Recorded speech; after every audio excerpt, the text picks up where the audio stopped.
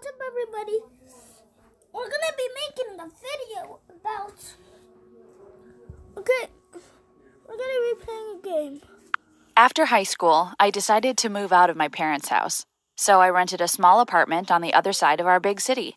And I found a part-time job at a local coffee It's true story animations. Like true shop. stories. This was my first job ever. I worked as a barista. Luckily, my coworkers were super friendly. One of them is Caleb. He didn't speak much, but he stared at me all the time. He also worked as a barista. One day, when we were making coffee, I was telling him my concerns about college. I waited for his response, but he just stared at me for a whole minute before saying, "You have the best smell ever." I just laughed and walked away awkwardly. Since then, I started to notice how weird he is, so I tried to keep my distance. One day after a late night shift, I got to the parking lot, got inside my car, and reversed it. Suddenly, I hit something. My heart dropped. I rushed to see what had happened, and there I saw Caleb, lying on the ground holding his leg. I panicked and didn't know what to do, so I jumped in my car and drove home, leaving him on the ground. I was terrified by what I did. I didn't help him. The next day at work, I hoped that he wouldn't realize that I was the one who hit him. But Caleb looked at me with a smile on his face. I was confused. Then he came close to me and said, "It's okay, Milla. I know you were scared and terrified. That's why you didn't help me." My heart stopped. He knew. Then he continued, "I forgave you. I'm happy as long as you are safe. And I only got a few bruises. No biggie." I was shocked by Caleb's response. I asked him what he was doing there behind my car. He said he wanted to make sure I arrived safely because it was late at night. He was so polite, and it made me feel bad about how I treated him before. I stopped avoiding him, and we slowly became friends. But at the coffee shop, I started to notice there was a cute customer sitting in the same spot every day, and he never took his eyes off me. I blushed and smiled at him. However, he never approached. The QuickBooks Self-Employed app allows me to take a photo of my receipts, categorize my expenses, and automatically track my mileage. Approached me. After my shift, I was walking to my car and I heard footsteps behind me. When I looked, I saw a dark figure. I panicked and ran as fast as I could. I could hear him getting closer, but I just ran until I lost him. The next day, when I arrived at work, I heard there was a big fight inside. When I walked in, I saw Caleb beating the cute customer I saw the other day. The manager came in and apologized to the guy and then told Caleb to take the day off. When I asked Caleb why he did it, he said that the guy was stalking me. I was confused. Was he the one who followed me last night? Caleb explained that he had been watching him since he noticed his weird behavior. When he heard him today on the phone saying he was going to find out where I live, he couldn't hold it in and he beat him. But I didn't expect that Caleb would go that far to protect me. From that day on, he insisted on walking me home and making sure that I got there safely. After he walked me home a couple of times, I decided to invite him inside. We sat and talked for hours. Then it happened. We kissed and slept cuddling each other. After that night, he would stay at my place, often watching movies or talking. I started college after 1 week, and what I saw there made my jaw literally drop. The same guy from the coffee shop. He was holding a bag. He looked at me, and I immediately turned my face and walked away. I decided not to tell Caleb since I was afraid that he might go after the guy again. I kept seeing the guy at college for the next few days. He didn't seem like a bad guy after seeing him closely, so I decided if he ever comes again to talk to me, I'll give him a chance to explain himself. And it happened. He smiled at me as usual. I didn't turn my face and smiled back at him, which encouraged him to approach me and start the conversation. He said, "Hi, Milla, I'm Dan. Well, I know your name from the tag on your apron." Then he continued, "I didn't mean to bother you or anything, but I like how you always look so calm and friendly. But your coworker is scary. He beat me for no reason." I told him that Caleb thought he was creeping on me and he did it to protect me. I assured him that Caleb is a good guy. After this conversation, I saw him daily at college, and I discovered that we had some mutual friends. I enjoyed his company, but didn't tell Caleb anything. After a month, the exams period started. I invited Dan and our mutual friends to have a study group at my place. This happened a couple of times. After each meeting, Dan was the last to leave. We sat together and chatted for a couple of hours. We flirted with each other, and we even kissed. I liked Dan, and also liked Caleb. And I wasn't ready to choose or to become intimate with one of them, so I decided to leave everything as it is. At work, I took a late night shift since I was busy with college, and on my way to the car, I felt as if I'm being watched again. I texted Caleb and asked if he could come. I was so afraid to go home alone that night. He replied that he will be there in 10 minutes, and he came. Caleb got angry at me for leaving work late without telling him. He said, "Whenever you have a late shift, text me. I can't have you go home alone." Then he said that the guy that used to come to the shop may be the stalker. I couldn't tell him that Dan is actually a nice guy and we hung out together, so I ignored it. Caleb stayed at my place for 2 nights and insisted that I must text him whenever I work late shifts.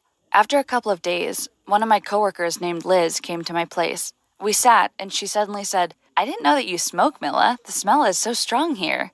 I told her that I don't smoke, and maybe the smell is coming from one of the neighbors. After Liz's remark, I started to notice many weird things happening at my apartment. Many of my things. When I first started using Credit Karma, I didn't have much credit, and I wasn't really sure what credit was and how it worked. One of the tools that I really went missing and showed up after days. I thought it was caused by stress of the exam, so I brushed it off. One night, I heard a loud banging noise coming from the living room.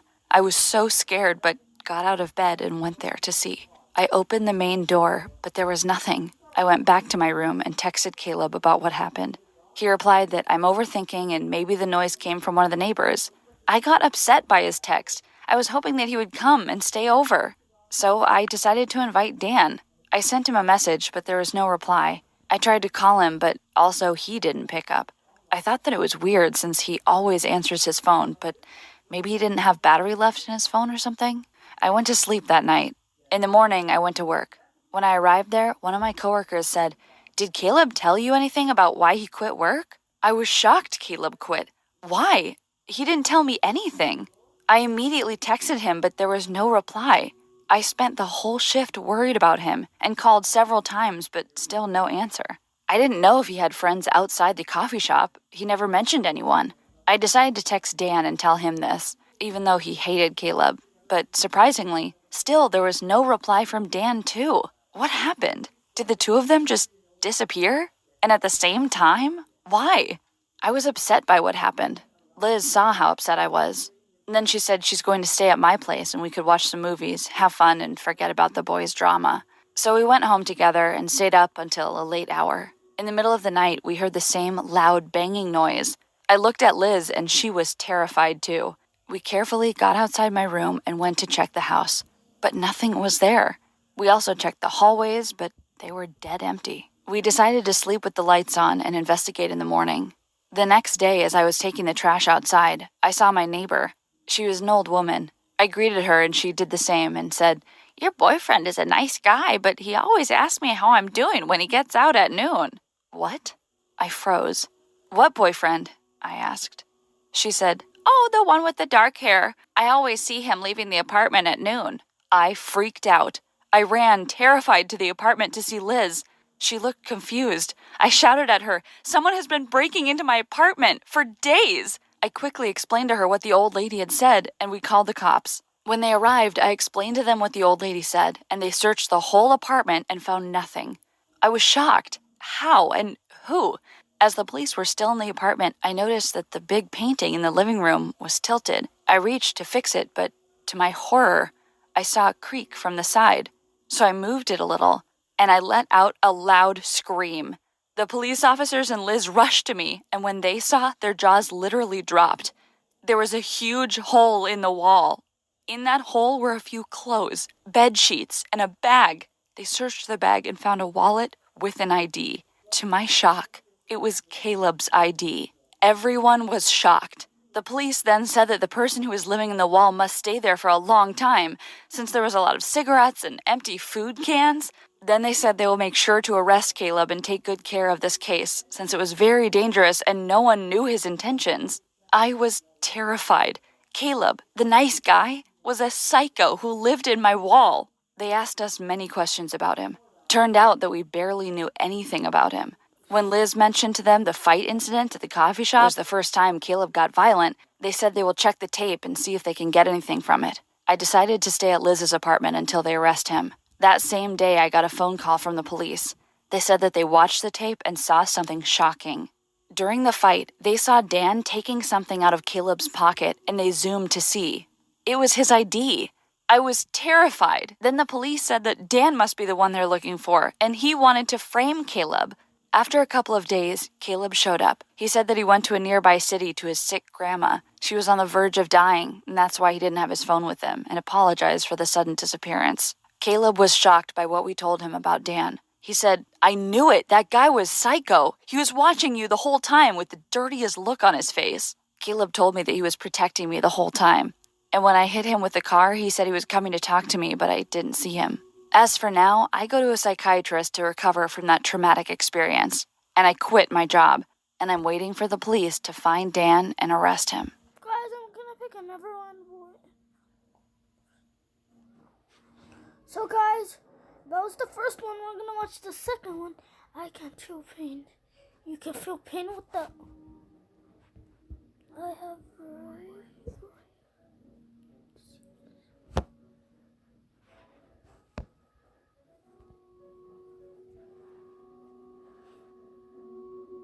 Hi, my name is Sarah, and a few weeks back, I discovered I had two sisters I knew nothing about. All my life, I thought I had a single twin sister. We were adopted by our parents when we were only babies. Recently, I found out that, in fact, we were actually quadruplets, and we had two other siblings out there. My sister Laura was always kind of a mess. She tried to find the easiest way to get anything she wanted, even if it wasn't nice or even legal. When we were growing up, she used to steal candies and small toys from shops. I didn't tattle on her because I didn't want her to get in trouble, but now I wish I had. You see, Laura is currently in jail. She messed up many times and it eventually caught up with her. Maybe if I had told my parents about her behavior, they could have straightened her up. I've always loved fashion and decided in high school I wanted to make a living from it. I began working as a designer after graduating from college, and soon after set up a small business to sell my outfits. Luckily, it was a huge success from the get-go, and soon I could invest more money into the business.